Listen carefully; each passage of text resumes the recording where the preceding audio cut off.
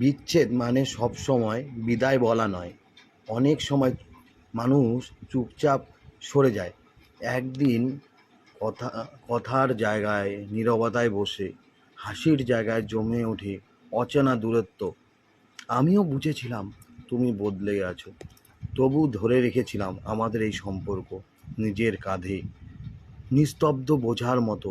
তুমি চেয়েছিলে মুক্তি, আর আমি চেয়েছিলাম শুধু তোমায়।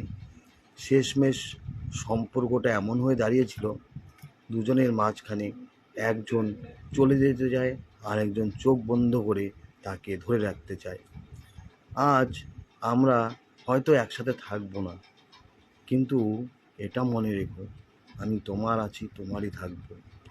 সত্যি কখনো মনে হয় তুমি আমার থেকে দূরে থাকলে অনেক ভালো থাকবে, কিন্তু তোমার স্মৃতিগুলো নিয়ে আমি অনেক ভালো আছি, আর তোমার স্মৃতি নিয়ে ভালো থাকবো, ভালোবেসে যাব।